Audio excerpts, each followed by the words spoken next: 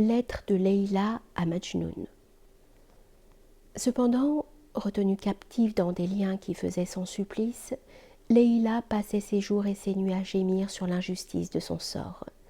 Cette alliance involontaire lui devenait de plus en plus odieuse, et lorsqu'elle réfléchissait que Majnoun pourrait croire qu'elle lui eût donné son consentement, qu'elle l'eût aussi indignement trahi, elle tombait dans un sombre désespoir.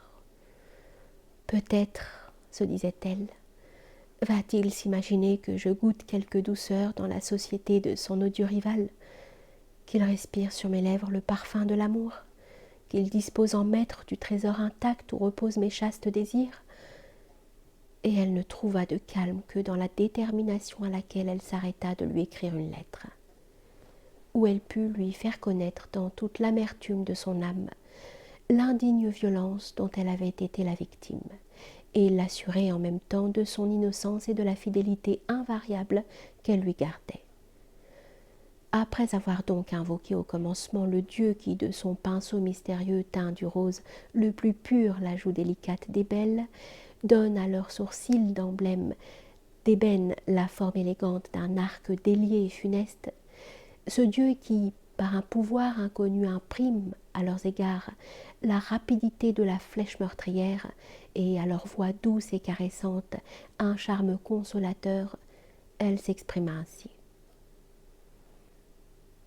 Porte, ô lettre plaintive, le récit touchant des malheurs d'une amante inconsolable, au plus tendre, au plus fidèle des amants, de Leïla gémissant prisonnière dans l'angle obscur d'une sombre tristesse, à Majnoun, errant sans nul espoir dans les sables brûlants des déserts. Déplorable victime d'un amour trop funeste, va, ne t'imagine pas que la triste Leïla soit étrangère aux maux que tu endures. Son image adossée est sans cesse présente à ses yeux humides de larmes. Au milieu des gazelles timides qui seules semblent prendre part à ta douleur, je te vois sur une couche, formée d'herbes arides, chercher en vain un sommeil qui te fuit. Nul ami pour déposer tes secrets dans son cœur compatissant.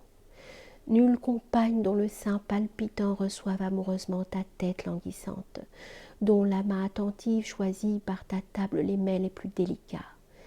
À quel tourment, hélas, tu demeures en proie. Cependant, rends grâce au ciel de n'être pas exposé à des maux aussi cuisants que les miens, de n'avoir pas à gémir sur l'ordre barbare d'un père injuste, d'une mère trop cruelle. Rien peut-il égaler la contrainte que m'impose un tyran inflexible, mon époux? Jour et nuit, je ne puis un seul instant me dérober à sa garde sévère. Si les yeux tournés vers le désert où tu traînes tes pas, un seul soupir s'échappe de ma poitrine oppressée. À qui s'adresse ce soupir, me demande-t-il aussitôt d'un ton de voix farouche. Si ton souvenir me fait verser des larmes, ce n'est pas le temps de pleurer, me dit le barbare. Fais-je un pas hors de l'habitation, un ordre cruel m'y rappelle à l'instant. J'ai beau prétexter mes ablutions pour me rendre à la fontaine, cet être inexorable reste sourd à ma vaine prière. Loin de toi la pensée que j'ai jamais pu consentir à cette odieuse alliance. Mes parents sont seuls les auteurs de mes maux. Eux seuls ont aiguisé cette épine déchirante qui ensanglante mon cœur. Comment pourrait-elle porter ses regards sur un autre? Quel charme pourrait-elle trouver dans une société qui te fut étrangère, celle qui s'est enivrée de l'éclat de ta beauté, qui a respiré le doux parfum que ton haleine exhale? Non, jamais il n'a partagé ma couche virginale, cet être que j'abhorre.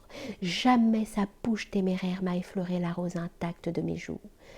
Ma vue, voilà la seule faveur que je ne puis le refuser. Encore n'en jouit-il que de loin. Aussi la mélancolie le mine et le consume, et 1000 chagrins répétés ont presque fait une ombre. Mais cette ombre est encore un voile importun qui te dérobe à mes regards. Heureux le jour où elle s'évanouira, et me permettra de voir sans nuage l'astre dont les rayons bienfaisants peuvent seuls ranimer ma vie défaillante.